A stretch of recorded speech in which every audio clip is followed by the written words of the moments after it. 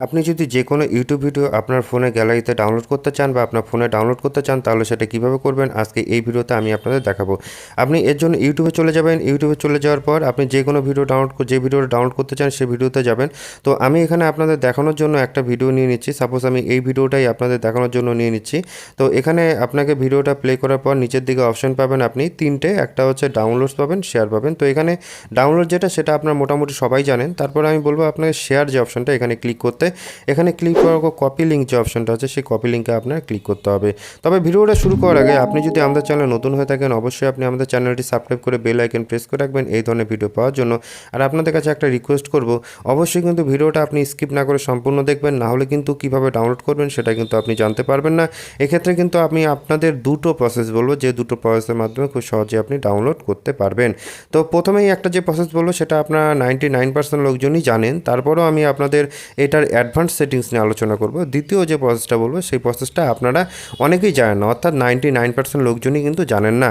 তো এখানে যেটা করতে হবে, চলে যাবেন ইউটিউবে প্রথম প্রসেসটার জন্য। ইউটিউবে আসার পর হোম পেজে আসার পর উপরের দিকে আপনি যে জিমেলের লোগোটা দেখতে পাবেন সেখানে ক্লিক করবেন। সেখানে ক্লিক করার পর নিচের দিকে আসবেন। নিচের দিকে আসার পর আপনি অপশন পাবেন সেটিংস।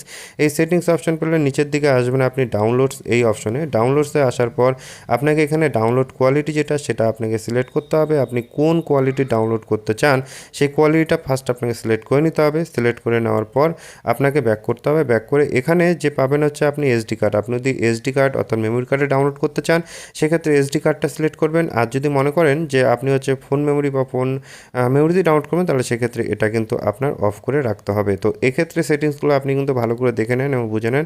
তারপর কিন্তু আপনাকে কপি করা বা যেসব সেটিংস একটার সাথে একটা কিন্তু রিলেটেড। তো প্রথম যেটা সেটা আপনার করতে হবে যে আপনি এখানে ডাউনলোড কোয়ালিটি থেকে আপনি কোন কোয়ালিটি ডাউনলোড করুন সেটা কিন্তু আপনাকে এখান থেকে সিলেক্ট করে নিতে হবে।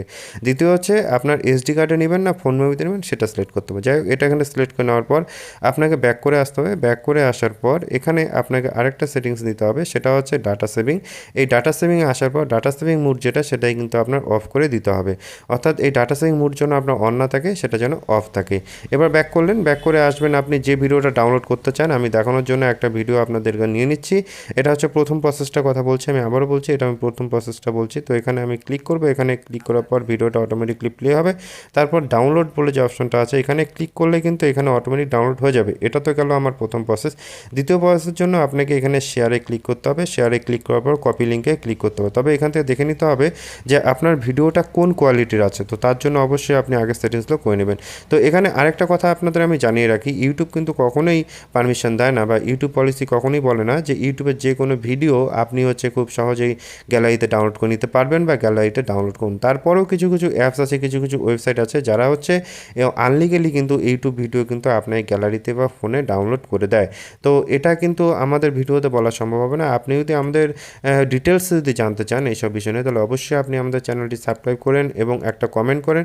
সাবস্ক্রাইব করে কমেন্ট করার পরও আমরা আপনাকে সহযোগিতা করব। ধন্যবাদ।